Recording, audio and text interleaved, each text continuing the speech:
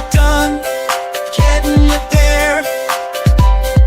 Critical plus logistics, getting it done, getting it there.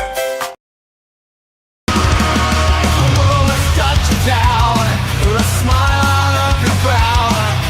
Put a little madness in your life.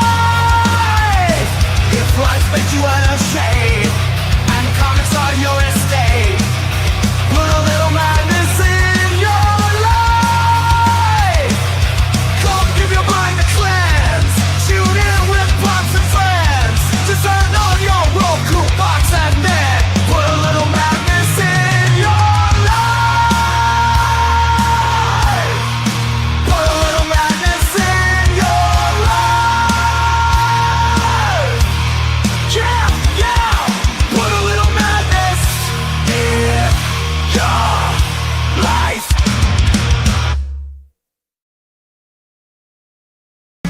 Heroes in the night, shadows chase the light, stories bold and bright, a hero soaring to the fight, futures that unfold, legends that unfold, every tale is gold, daring and so bold, where dreams and heroes shine, in worlds beyond our time.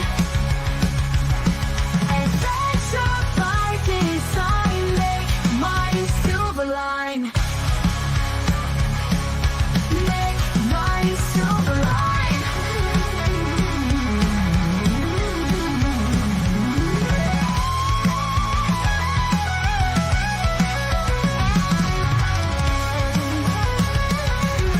Make mine silver line.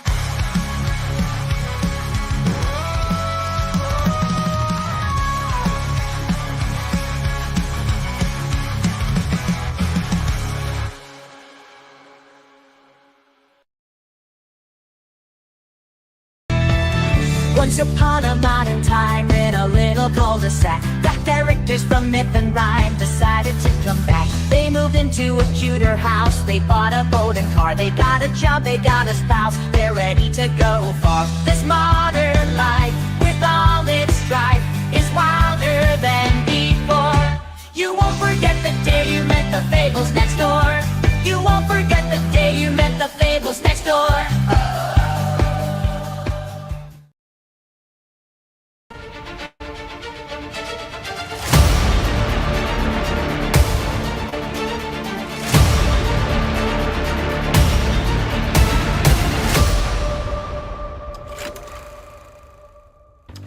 So-Called Living is a dark comedy that takes place in a reality where vampires, werewolves, zombies, and us normies coexist in a world much like our own. Well, except for all the vampires, werewolves, and zombies, that is. Our story focuses on a guy named Jack, whose life is turned upside down when he finds himself unwillingly transformed into a vampire. With the help of his friends, he tries his best to adapt to this new way of living. Unfortunately for Jack, he's gotten himself mixed up with the wrong kind of people, and living, such as it is about to get difficult. Like many longtime comic book fans, I've always wanted to tell my own story, create something that would entertain the community that I love, but I didn't want to do it until I was sure I could do it right. And now, with the incredible artistic talent of Marco Leona, we're ready to bring Jack's story to life. And to sweeten the pot, we've included variant covers from guest artists, such as the crazy talented Derek Loffman and Toronto's own Ashton Techno Prasad. These guys are out there killing it, so we are honored to have them on board. You can also grab one of our exclusive So-Called Living keychains. By doing so, you're not just getting a cool piece of merch, you're becoming part of the Blood Bunny Colony, which grants you access to exclusive offers on all future So-Called Living campaigns. For me, this is more than just a comic book. It's a community, a shared experience, and with your help, we can make So-Called Living a reality.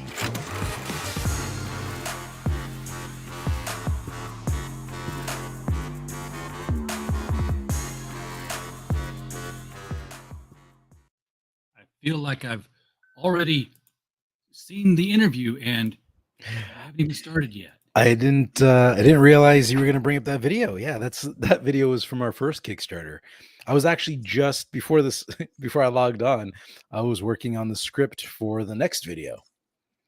Aha. Yeah, and so I was trying to figure out, I was like, what do I say this time around? Like, what do I do? And actually I was patting myself on the back the other day because I was like, all the effects you see in that video, I wanted to use them in another project I was doing. I was like, I just did a separate section, and I was like, oh, I believe I have this template that I used for my Kickstarter video, and then I opened it up. And I didn't use the template. I actually did those effects, most of those effects manually. Like, yeah, I got some overlay of like scraggly video, but like the animations and the slow pans and the 3D effects and things, like I did that manually, so I couldn't just reuse. I couldn't just reuse it. But I was like sitting there being like, I completely forgot I did this. I was like, good job, good job. Yeah, very good. I've made a 5-minute animated cartoon one time using PowerPoint. And that's Wow. a single slide. So if you've ever seen PowerPoint animation pane, imagine your slide and an animation pane that grows off the screen and onto the floor with a mile wide of timeline control.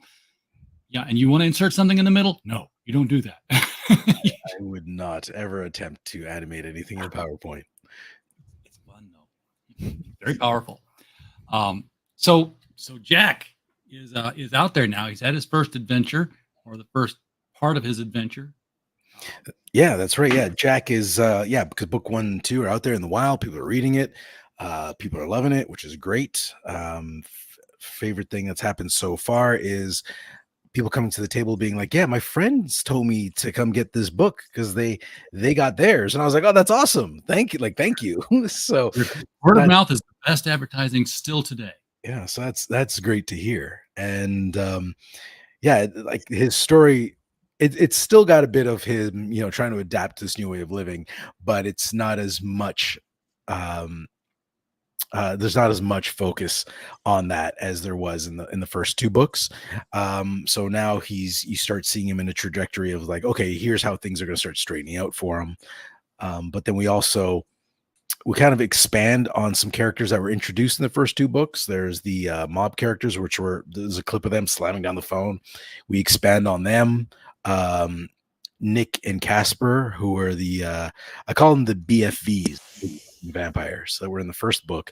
They're absent from book 2, and spoiler, they're absent from book 3, but they do show up again in book 4, and they show up in a big way. So they don't come in quietly, they come in loud. They don't look like they're quiet kind of people. Yeah, no. So it's fun to bring back some characters and start expanding on things, because I wanted to lay the groundwork down. And I think come with books 3 and 4, you'll see the another layer of that groundwork to building to a much bigger story. And once you read book 4, you'll see that things are going to start to get very serious, like from that point on, because it starts getting more like book 4 definitely cranks up the seriousness of the situation. So Chris, we appreciate your comment there. He loved the intro for that. Thank you. As you say in the video, this is a world where vampires, werewolves, and zombies are normal, everyday occurrences. We know they're here. Mm-hmm. So it makes sense that the mob would be interested, because hey, people who can get shot and get back up and continue shooting the other people that we want shot, and I would think that the police departments would be very interested as well, because hey, you don't need any Kevlar. Get out there and take out them bad guys. Just a couple of drug dealers. Just go bite them in the neck. But although they don't have to work, they have to work night patrols only. Yes. But yeah, the mob's interest in Jack isn't good. It's like they get closer to him in books 3 and 4. Like they're continuously getting really close to getting their hands on him, and without spoiling anything. But it's when they get involved, things get violent. So it's funny because Jack is at the spectrum. Jack is like the funny. He's the comic relief. And then on the other end, you have the mob guys, and they're very much take no shit. They're very violent. They swear and hey, how's it going? Shadowhawk has joined us. But yeah, and those two like very serious and very funny are like they're gonna collide, and it's gonna be pretty awesome. So I'm very excited about this. And I got to say, I love writing for the mob. The mob guys are so much fun to write with. So I want to see them come more and more into the comic myself, because I like writing for them because they're so fun. Because the way they talk, it's so different than everybody else. They're very much like Bad guys are always more fun to write. yeah, they are. They're just very much like take no shit type of guys. And This and is I think this is a vampire mob kind of day because just out of nowhere I saw a new Kickstarter campaign go up for starring Al Capone vampire. And now it's a crossover with Captain Action, which is the old toy line. Somebody yeah. So it's Captain Action versus Vampire Al Capone. I'm like, why does that sound? Oh yeah, because I'm doing that show tonight. Well, the in the first Kickstarter, I gave like readers a first they could read the first issue for free. And this one, you can still read the first issue for free, but I did toss in 3 pages from book 3. So on the Kickstarter page, once it goes live, people can read the 3 pages on there, and it's all focused on the mob to kind of give you a sense of the change of tone that they bring to the story. And it's just there's just some great dialogue between them. Actually, I sent you a press kit. Those pages are in that press kit. So if you ever want to give them a little peek, Bring it up here in just a second. I want to give people the link. Oh yeah. If you're watching on YouTube, it's right below the video. If you're watching on X, which is where a majority of people seem to be coming in from these days, you know what? I'm gonna have to go back to the thing because I downloaded the shareable images and the shareable video, and it's not in either one of those. Yeah. If you're interested right now, you can follow the Kickstarter. It's not live yet. It'll go live October 1st. But you can go to Kickstarter and just say notify me on launch, and then you'll get to see all the goodies that are available. And we're offering some since this is my second Kickstarter, I'm also looking because the first Kickstarter I had a lot to learn. Still have stuff to learn about running a second Kickstarter, as in what kind of bundles do you offer, right? I figured there's got to be bundles. So I want people who've never discovered so-called living to come on and be like, oh, I can get books 1 through 4 in this one. So we've offered a bit of a deal where if you get books 1 through 4 of any tier, because there's the standard, which is the covers drawn by Marco Leone, which is the artist who does the interior. Then we have the elite covers, all done by guest artists. Then we have the sex pot covers, which are sexy covers. And so you can get the whole set of any of those, and you'll get we knock off $5. So that's a pretty good deal. Yeah, the sex pot covers; those are a sine qua non. You have to have a sex pot cover to sell it. Hey, when the first Kickstarter launched, I offered the standard, the elite, sex pot, and the ones that sold the most was not the sex pot, which I thought they would do well.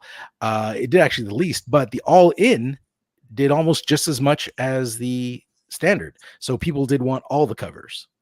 Okay, which was great. Yeah, we are a bit OCD that way.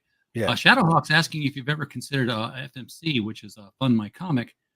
Because there are people who are not Kickstarter supporters. There are people who are not into Yeah, I have. And here's a good question. Since we got people on the chat, what because right now I don't have many ways to distribute, but is it bad to go back to Fund My Comics and put issues 1 and 2 up there and kind of do a victory lap to go on there? And that all the time. They just they have a campaign and then they say, you know what, now it's a store.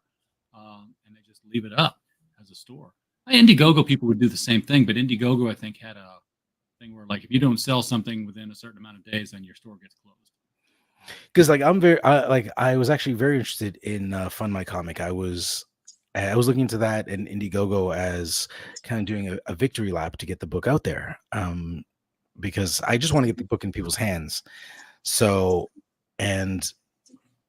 more funding never hurts, right? To get the books True. out. And And I if keep, you're talking distribution and in people's hands, I know a guy who runs a company who does that. yeah, I remember this sales pitch the first time I was on your show. Yeah, yeah. Well, it's different. It's different. It's different now, Mark. Yeah, we're distributing books. We're also printing them, and we're printing them into the see them barcodes on the back there. We're Yeah. printing them to the retail market. These books are available on Amazon, Walmart, Target, Barnes and Noble, Books a Million. Nice. We're doing that. We're doing stuff. So, but yeah, fund my comic. If sorry, I'm reading. Oh, you'd be a backer. All right. So if that is not something like, the last thing I want to do is be like, put the book up somewhere, because I never know what people are. Here's the thing. I'm a busy guy. I'm always working, so I never know. Oh yeah, so I think this is page, sample page 1. So if you guys can read this, just leave this up while I talk. But I'm not into what is necessarily a sensitive topic online, because I'm always working. I'm never online just browsing or involving myself in conversations with people I don't know. I go online. I use the internet as a source of like learning, right? Like, I need to know this. So I go search for the information, I grab it, put it in my brain, and I keep working. Like, I shut it down.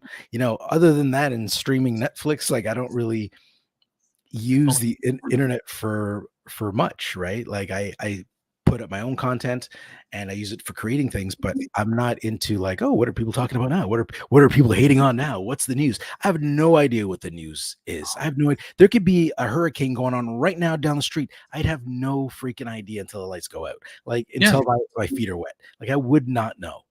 I have no idea what the news is. I learned today that there was like a big shooting yesterday. I'm like, really? Oh, okay. I totally missed it. Yeah, Christine. And that's the thing. Like, the news is filled with so much bad news. I'm just trying to like, I guess you're probably going to the second page. The news is filled with so much bad news. I like to just stay positive. So yeah. Anyways, what I was trying to get at is, I'd like to put it on FMC, but I didn't want to put it on there and people being like, what is this crap? You already funded on Kickstarter, blah, blah, blah, blah, blah, blah. No. Right? Okay. So I can assure you that nobody ever does that.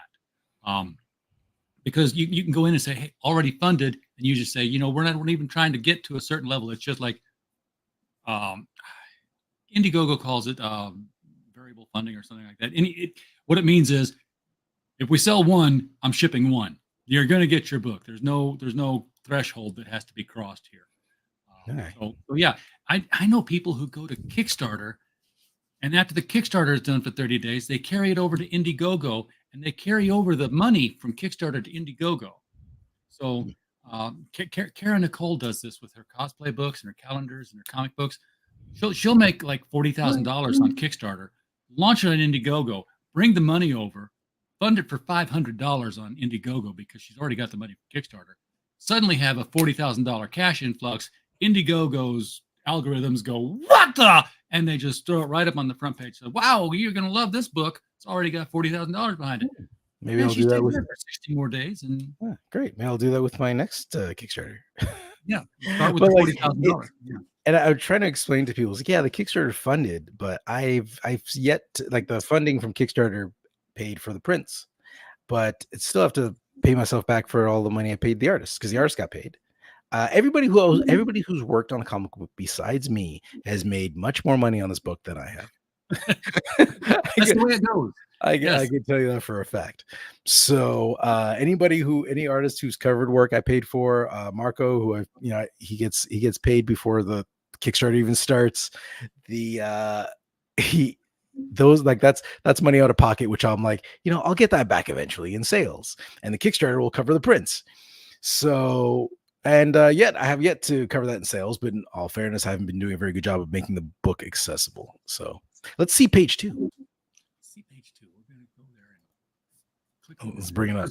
There you go. I was debating about whether we wanted to read it out loud for people. I don't want to read it out loud. I feel weird. Like, I'd probably break into a voice. Well, that's the fun of it. I do this every other Friday with Mike Walters on his. We read Golden Age comics online. He's been going from the very first comics all the way through. All right. And Well, if you want to do that, we I'm get good. heroic voices, and if you Oh, want, you want it? We'll take yeah, it back. sure, let's do that. But I'm gonna read it off my own screen because I have it here because it's a little blurry on the stream. And as you can see, I've recently started wearing glasses. Oh, This I is hear a you. new thing for me. Which character do you want? You want Mr. DeLuca or you want the Rico? I'll be Mr. DeLuca. Okay. So yeah, I'll be Mr. DeLuca. So let me grab. Actually, no, yeah, I got it right here. I got it right here. Oh, I was in the. Okay, I was the wrong. I'm like looking in the wrong folder. I got it. Got Okay, press good. Boom, boom. Random page. Here we go. Actually, no, I don't have it in here. I lied. I'm gonna read it off the screen. All right, let's do this. Oh, good luck. Yeah. You can take it. Well, you can take it full screen if you. I think I. Oh, there you go. I thought it was full screen. I was not. All right. There you go. So bear with me if I stumble. It is very blurry on my end. All right. You're Mr. first. DeLuca, with all due respect, we've been circling the area for about an hour now. We don't even know what the vamp looks like. You think I don't know this? No, Mr. DeLuca. I mean, yes, Mr. DeLuca. Of course you do. Who am I, Rico? You're Mr. DeLuca, Mr. DeLuca. What else? You're the boss, the man in charge, the most feared man in the city. The most feared man in the city. Fucking A. So tell me something, Rico. Why am I the most feared man in the city, the boss, driving up and down the streets, begging for a taste of Nikki's table scraps? You can't look at it that way, Mr. DeLuca. How else am I supposed to look at it, Rico? The well's drying up. Every day gets harder to catch these pale-skinned bastards. And then new bloods? Forget about it. There's still more out there, Mr. DeLuca. New bloods, maybe not so much, but the others. They're out there. Problem is, the smart ones are the only ones left. We got wise guys out every night on every corner, on the hunt. These vamps can hide, but they can't hide forever. It's that fucking Nicky. Sir? He fucked us. No matter. Oh fuck! I can't read that. He fucked us. No matter how you spin it. No matter how you spin it, Rico. That I can't read it. That vampire fucked us. It's so blurry. Oh, there you go. That giant vampire fucked us. I mean, why would he leave? We had a good thing going, didn't we? He makes the vamps. We grind them up and sell them for parts. How fucking hard is that? Hell, I was paying him to do something he would have done anyways. And somehow I'm the asshole in this story. I don't think it was personal, Mr. DeLuca. That's exactly what it fucking was. That old prick's been around so long, he's messing with my operation just for kicks. Vampires make more vampires. It's in their fucking DNA. Survival instinct and all that shit. Then this asshole decides to turn his back on centuries of basic primal instincts, and you don't think that's fucking personal? Fuck it.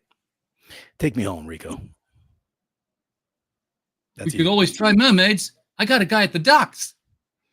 Ever try to get high off mermaid scales, Rico? No, sir. You smell like fish for a week. So they can get high off of can it get high off a vampire? Is that what they do? Yeah, that's what they're suggesting. Yeah. Oh, okay. So that would have gone smoother if I could see it. It was as soon as you zoomed in, it like cleared right up. Yeah, I should have realized I could do that and just did it, but I'm an idiot. And you think I'd like have it memorized, but I don't. Yeah. I read my.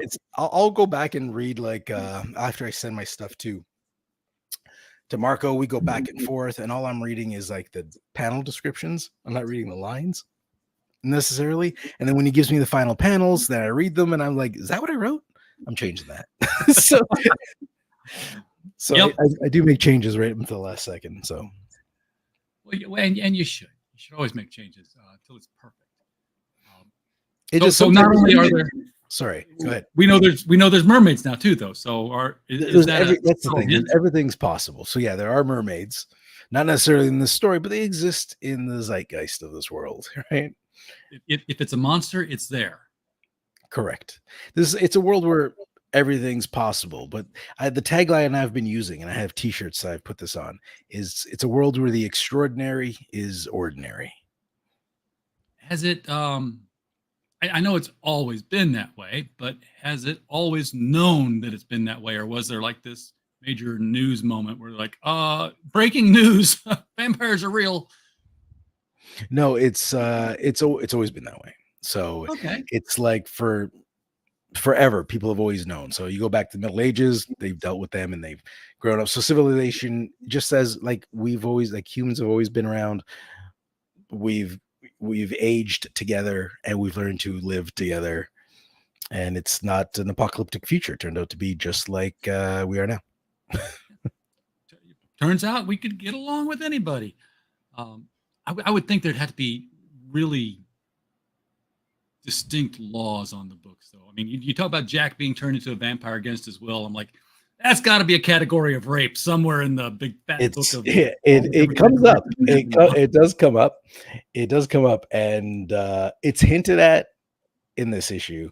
But in in books 3 and 4, there is a point where somebody does take issue with it, but it's only hinted at slightly, and it's going to be a big issue coming up. So yeah, killing people, turning them into vampires against their will is not something that's acceptable. But it's kind of like killing people isn't acceptable, but a murderer, that's what a murderer does. A murderer kills people, like a serial killer. They're out there killing people. So you're like, well, that's shitty. You got killed by a serial killer. Except they take it a little more lighthearted. That's the dark comedy portion of it, right? Yeah, I mean, it's like, well, he's not dead. He's just fine. He's right there in the courtroom. He's sitting there. I didn't kill him. And then you'd have, wow, I could have fun just writing the law book for this universe. Like, look, he'd been hit by a truck. You guys were 10 minutes away. He had 2 minutes to live. I turned him right there. I saved his life. There you go. That's a way to think of it. It's like a loophole in the court system. You got all kinds of loopholes. You got exceptions. It's a Good Samaritan law. It would be an invasion of personal space. Speaking of Mike Walters and reading comics out loud, Mike's in the chat. Thank you, Mark. Mike, appreciate it. Yeah. Mark is our guest. Mike is in the chat, and my mouth is not even having alcohol, and I can't use it right. So I had to chug a beer before we started because I didn't want to be sipping on it while we were talking. See? So I had to contagious. And it's a beer I've never even had before. Have you ever had this? What are you drinking? Hollandia? I can't say I've heard of that one. Premium, me neither. Premium 5%. My father-in-law brought it, and he's like, "Yeah, you like this, right?" I'm like, "You now?" Sure. Free beer? Yeah, I've ever heard of that beer. I could have sat here and named beers for an eternity, and I would have never said Hollandia. So it's it's my favorite kind of beer already, the free kind. So let me kick up here. All right. This is right now. There's not a whole lot to see on the page, folks, because it is a pre-launch. So all you gotta do is this: make sure you're logged into your Kickstarter account. Come down here to the black bar where it says "Notify me on launch" and click it, and then you're done. It's so easy. You know what's cool about Kickstarter now is they let you put all this stuff down here, which is neat, which they didn't have before. All you have was the banner, so you can add more information. And at the very bottom, I have a cool little animation, which is basically Marco Leona drawing a picture of Jack. I meant for when I asked him to do that, I was like, "Hey, can you record yourself drawing like Jack, like a panel?" He's like, "Sure." And he did a brand new illustration. I was like, "No, that's not what I meant. I meant just like as you're working, just record it. Just record your screen, and then I'll something for the book." But he came up with something brand new for this video, so I was like, "Oh, that's cool." And you're almost there. You're so close. Now, I'm stopping here because obvious eyeball magnet. So yeah, Um, there's new characters. So we're introducing new characters. She is one of them. Who she is, you won't know for a while. You'll also see Granny here in the bottom. She's also a new character. The importance of these characters in the story range from very to extra. So, um, or like neighbor character type of things. So yeah, there's the illustration. But yeah, we are introducing new characters, and funny enough, I've had some people read issues 3 and 4, and they've come back with the same comment. And it's always the girls. They've come back with the same comment. It's like, we love Jenny. Now you don't know who Jenny is. Um, I've she's got a she's number. she shows up, and is it's an interesting character, and it's I found it weird. Like, I created her and I liked her, but I never thought she'd be the character people come back and be like, "Oh, I like Jenny." I was like, "Okay, all right, sure." She's she's gonna be a main character in the series. Don't know how. I can't really say how much important how important she'll be in this story, but in the overall series, she'll be great. But yeah, this is look at Marco's stuff. Marco's great. I love watching this. Like, he's just does Jack in the center, and he's just surrounded by a bunch of random zombies. It's a really cool, not just a cool animation, but the style is Yeah, and Marco's getting more comfortable with the characters. So if you see the art from books 1 and 2, like the art from book 2 is better than book 1. And the art from book 3 is better than book 2, and 4 is better than 3. So like he's getting better and better as he goes. it's And comic strip style art. yeah, I could and see this in the newspaper. oh, in the press kit I sent you, do you have the cover for book 4? I think you do. Sure, I do. Let me- And that's I love that cover. That's probably one of my favorite Marco covers. And it's a great embodiment of like that issue. Book 4 cover standard. Yeah. I will Oh, you download got it? You got it? I'm excited if you got it. I'm downloading it. Oh, It's coming. okay. This is gonna be cool. It's gonna be cool. Hey, so we got a lot of chat going on in the comments over here.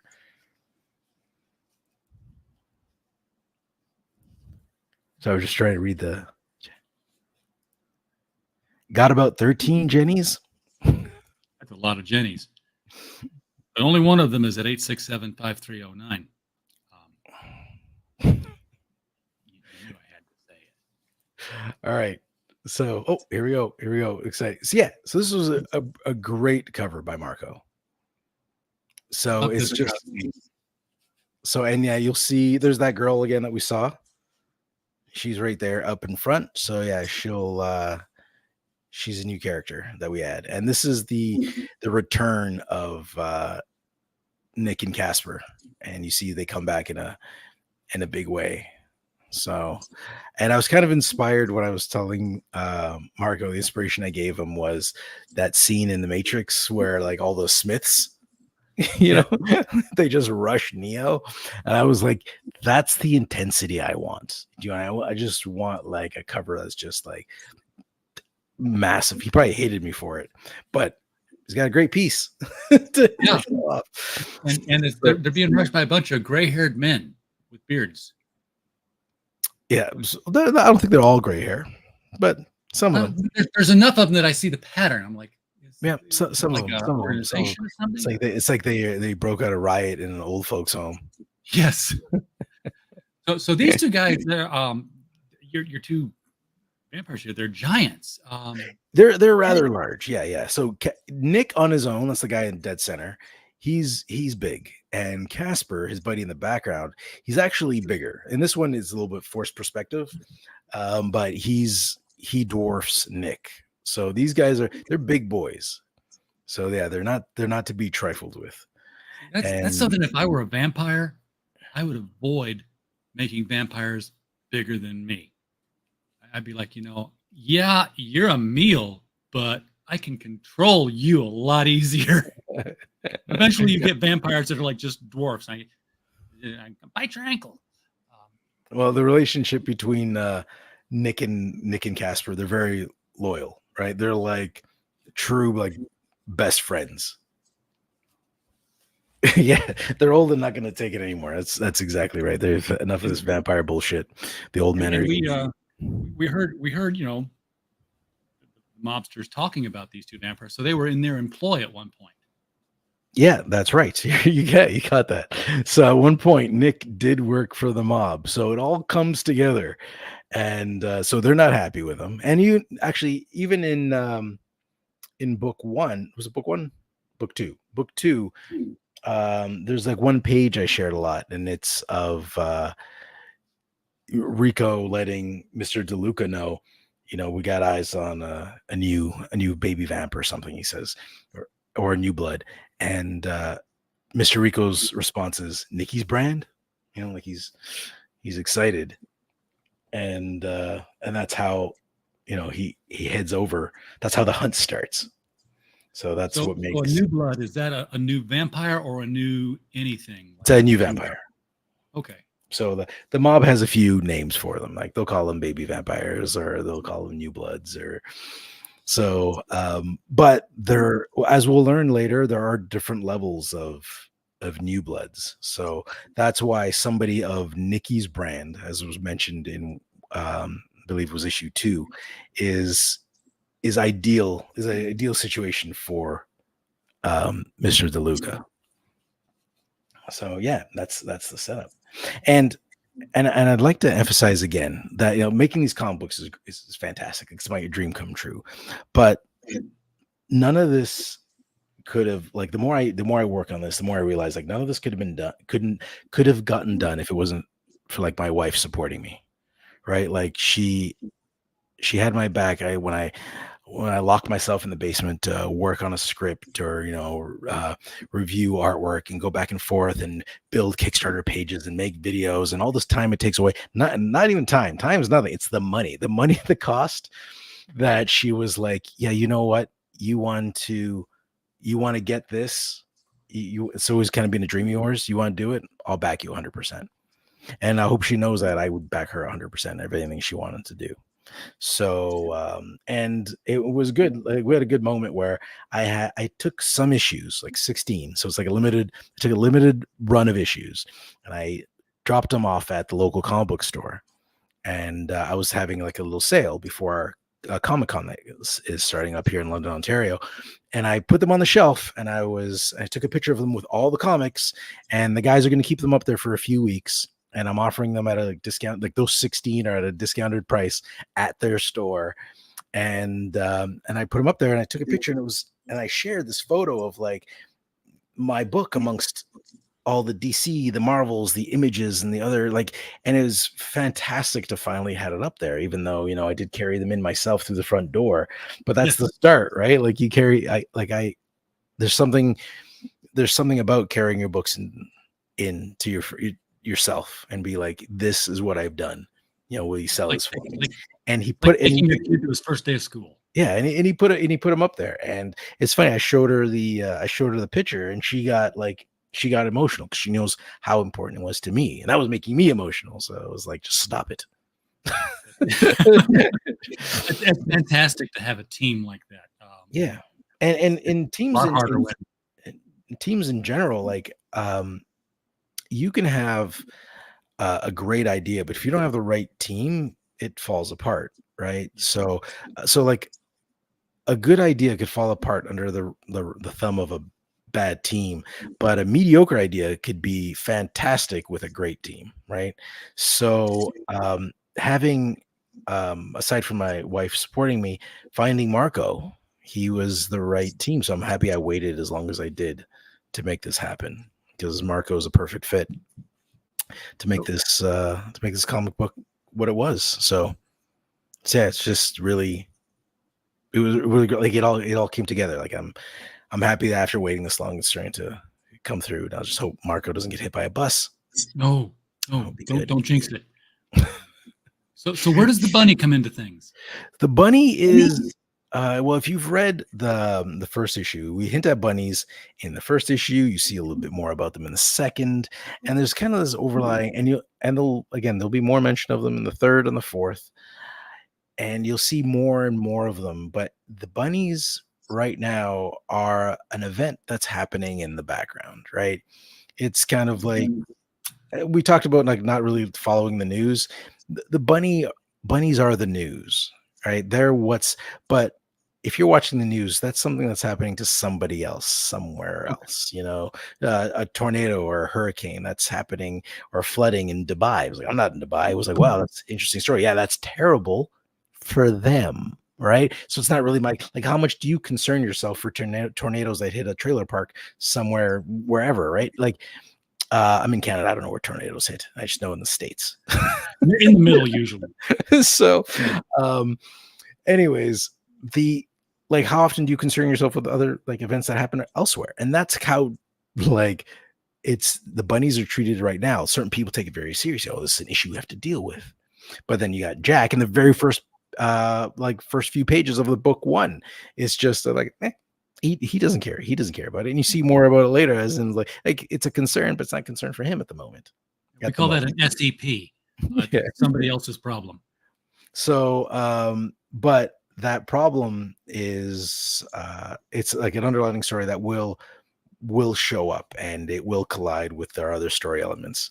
So that's why there's kind of like this bunny motif through the Kickstarter campaign. When we sell our books, we have these little, I should have brought one. We have these wooden stands that we made ourselves. And because we have a laser cutter and we cut it's like little bunny silhouettes coming out the edge. And so when you sit the book, all these bunny heads are sticking out the ends of the book.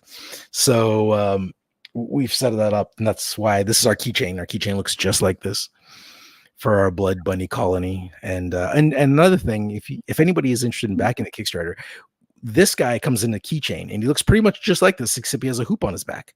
He's white and black acrylic is how we make them in our house. It stinks the house out to high hell because when you burn acrylic, it stinks. But it looks just like this, except with a hoop on the back. Like it's a laser cutter, so it's so precise. And on the back it says a member of the Blood Bunny Colony. And when you go to the Kickstarter page, you'll see a sample of that. Or even if you went to the old Kickstarter page, you follow it. But yeah, and what we're going to do is other than being a cute little keychain, we want to offer deals to people. So if you come back, so people who bought the keychain are going to get a little extra for backing this Kickstarter, and anybody who gets the keychain now will get a little extra when they get the next Kickstarter. So we have an ongoing list of like, here are people who are blood bunny colonists. And so we have not vampire bunnies, because then Scholastic will get involved for sure. Oh, well, you'll have to read to find out if they're vampire bunnies. Yeah. But I did love Bunnicula. So that was I guess that's the gist of the story. I don't know if I have much more to say about the story itself other than it's scary. Oh, it looks like Chris has got his. Yes, excellent. Thank you. Thank you. So if Chris. if I got the keychain, let me make sure I got this all clear. If I got the keychain in book one, Yeah. I'll get a little extra on campaign number 2.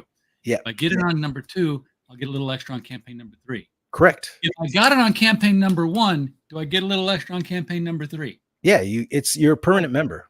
It's an in perpetuity thing. Okay. Yeah. So you're a permanent member. There's no need to buy the keychain twice because it's only attached to one. Like I think we've had 2 people that found a loophole because in Kickstarter I only limited it to you could only get one keychain.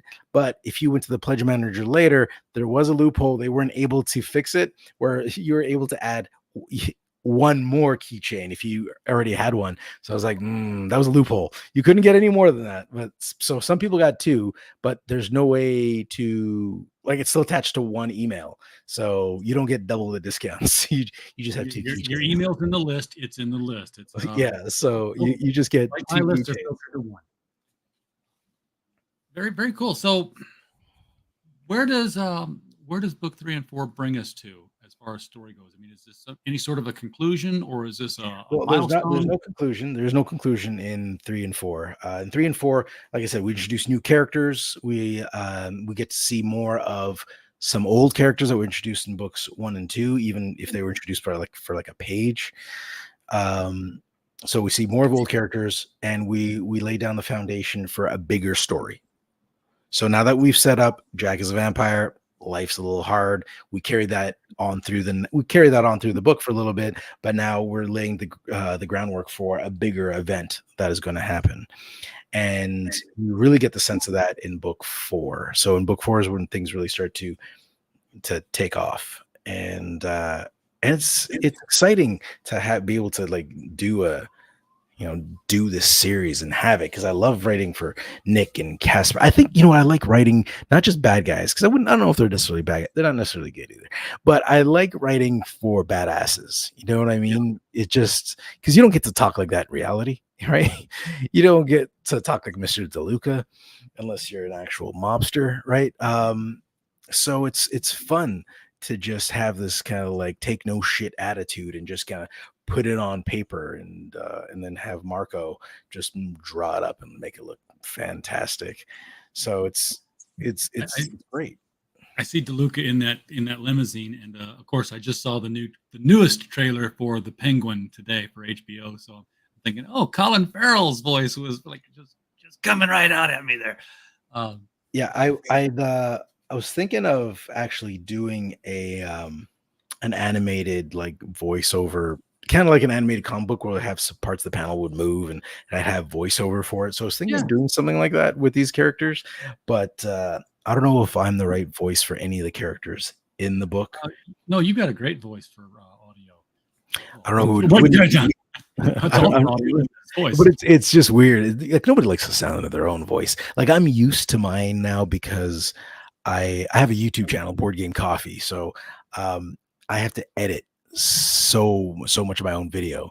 So in the beginning, it just was cringy listening to myself talk. But now I'm so seriously, you got announcer voice. Say "In a World" for me. In a world. There you go. Star legend is born, folks. Hey, look, she agrees with me. So Hey, that's my wife. It's a picture of her. Pay attention there. I was like, Brittany Maia. I know a Brittany Maia, and I see our picture come up from our Board Game Coffee channel. Yeah, you should definitely do a voiceover for animation of some kind. I can hook you up with a guy who does 2D animation for comics. Pedro Eng. He's done them for himself. He's done them for other comic book creators. So that's part of what this industry does. Is we hook people up together. Here's a question I'd like to ask you. So and you meet a lot of comic book creators, and do you meet a lot of like a vast, how can I say this? It might be different if you're interviewing them. So I'm curious if you've ever met anybody that's like a professional Marvel or DC writer, and like how their take is on creating comic books as somebody who's been doing it for like 20 years versus us noobs who are all excited. We're like, oh my God, I'm making a comic book. But then like, what's your experience? Do you want to actually have that conversation with somebody? Because there is a guy who's created some comic book characters for independent comics back in the 80s, and has written for DC and has written for Marvel. Titles like Flash and Punisher, and I could probably get a good word in for you with Mike Barron. Have that writing conversation, because he loves to talk writing and the process. Yeah, that would be awesome. Pops, if you're watching here, get the Baron Earl show on this. We'll get Mark connected to him. Because that's the conversation. That's the person you want to talk to about. Because what I like to do, because when I was doing the first book, I was doing as much research as I could because I was a total noob. I had no idea what I was doing. I've learned a lot from this experience. So I went to like Comic Cons, and I talked to all the guest writers that were there, guys that worked for Marvel, guys who worked for DC, guys that are brand new indie comic book writers and creators. And I talked to all of them, as many as I could. And I was asking for advice. And so many of them had this attitude that's like, if you're not going to get rich on this, like if you have a good job, just keep that. If you want to do it for fun, do it for fun, but it's not worth, like, they're so bitter.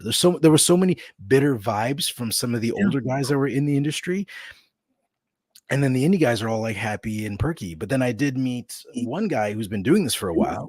And although he had some realistic views on just industries in general, he was still fairly positive and still like, yeah, if you want to do that, man, like, go do it. And that was Howard Wong, and he was great. like he had a great, and Fred Kennedy, he was also very positive. So there's the odd guys that are in there that Yeah. have been doing it, but like I don't think Fred Kennedy's been doing it as long as some of the guys I've been talking to. But If you find the people who love it, who yeah, there's love the industry, they're gonna be happy about it because they're doing the thing they love. But staying out of the social media news the way you do, it's you're missing all the people who I see GoFundMe's for all the time because hey, this comic book writer is being kicked out of their house for they're now homeless. This comic book artist is having the third GoFundMe this year to pay the rent again. It's an economic pandemic within the comic book. That's terrible. But I guess what I'm saying is I think I don't ever want to be in that position where if I'm doing this for 20 years, if a new guy comes to ask me, I want to be able to be the positive voice and be realistic, but be positive. It's like, if this is what you want to do, yeah, go do it. Like, because your story is not their story. So anybody listening, I'd say, don't get turned off by somebody else's negativity. If this is something you want to do, then go do it. Like, you don't know that you're not going to be the next Robert Kirkman or it's the guy who did Kirkman's not complaining. no, he's not complaining. You don't know. Like, yeah, there's not many of them out there, but there are success stories, and You gotta be the guy who you have to do it. yeah, and they weren't success Jack stories Kirby. until they were, right? Yeah, Jack Kirby had to do it, but he's famously quoted as saying, "Comic books will break your heart, kid," because he got screwed so often in his career, and he just kept chugging away at it because it's what he had to do. He had to get the stories out. So I guess that's so I've learned a lot on this journey to books 3 and 4, and but yeah, I guess that's it. So it's interesting. Like, my characters have gone on a journey, and I've gone on a journey myself. So it's great that there's still some people out there that are positive about it. But I guess for anybody listening, who's, like I said, anybody's listening, don't let the downers keep you down. If you want to do it, just do it. I feel positive about it, but that's because I hang around with the indie comics guys so much now. I'm not paying attention to the mainstream stuff anymore. Yeah, Which is probably, all the I was indie probably guys are supporting most of it. all the indie guys are great. Yeah, and what also flattering about the books is I've had some people, like smaller publishers, like guys who are starting to start their own they want to start their own publishing house for comic books, and they've approached me to, like, they want to take on So-Called Living, and I was like, I'll do it myself now. I'll do this. Like, I don't mind working on a project for you, but I was like, I'm going to do this one for me. This is my baby, so I'm just going to do this one. But I don't mind working on a project in the future with you. So it's interesting also, because now, even after just doing the one Kickstarter, that I'm able to give some advice on my experiences to people and help them. So I've had people ask me, because I wasn't crazy successful on Kickstarter, right? Because there's comic books out there doing like 40, 80,000, right? And like I broke 6, which is, I think I was just under 7,000. Again, that's Canadian, so that's about like $30 American. So yeah, I was gonna say real money. So, but it's like, it was great for me, because that's what we need to get started, and obviously more is always better. But it's interesting that where people see success. Absolutely. Well, damn, I feel better about the industry after talking with you for a while here. So you definitely don't lose the optimism. Share the optimism. Shared optimism is increased. Shared pessimism is diminished, I guess, but I think it's increased as well, actually. So, Mark, is there anything that we didn't talk about this Kickstarter, like when it's going to finally launch? Do you have a date? Or do you have a count? Yeah, Kickstarter is going to launch October 1st. So you can go to Kickstarter now. There is which we showed up here. There's the notify me page. So you can just go to that page, click notify me. You'll be notified on launch. And that's it. Yeah. October 1st, when it launches, books 3 and 4. And if you miss books 1 and 2, there will be a nice bundle package so you can catch up and you can get books 1, 2, 3, and 4 of whatever you want. And actually, if you see here, we have like the covers you see here from left to right. On the left, we have that's the new Sex Pot cover by Larry. His last name's Tucson. I just met him, and I never use his last name, but Larry Tucson. He drew that cover, and he draws it by traditionally. So I have the actual print. Like he does pencil, and then he inks, and like by hand, and so I have the physical print upstairs because he mails it to me. So he did that cover of the zombie girl coming out of the pool full of zombies, and just so you know, all these covers have something to do with the inside, even if it's a little bit. It's like there is something to do with the zombie pool that it makes sense to have her. And the next one over is the cover we saw, which is the big brawl, and that's from Marco Leone. And the next one is from John Little, who is a fabulous artist. He's got a very when he sent me this cover, because I've known John for a few years, he sent me this cover and I was like, it's very you. So I like it. I like it very much. John's got a very he's a great comic book creator, and he's got such a unique vision. So getting that cover from was excellent. So he's doing one of the elite covers, and that's one of them. These are the only 3 covers I have so far. Eventually this banner will be updated with all 6 covers there as they come in. Currently, that's the only thing that are missing is the covers and colors for book 4. But everything else is done. So right, October 1st, Kickstarter, and you can follow now. WD, you're coming in just at the tail end here, but we're happy to have you. Do check out the Kickstarter link. Again, I will highlight it from the chat. Wow, it's way up here now because we had a lot of people in tonight talking while we were around here.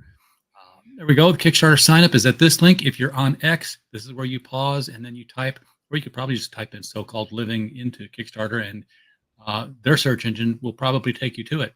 Unlike, certain independent campaign sites that don't sometimes on a whim. Mark, thank you so much for coming on tonight. It's been a pleasure talking with you about your project here. No, thanks for having me, man. Like, and it's great to talk to you. Like, this is the second time you've had me on. I appreciate it, and I appreciate everybody who backs it. And I will look into putting it on Fund My Comic. So I will definitely look into that and do kind of a victory run.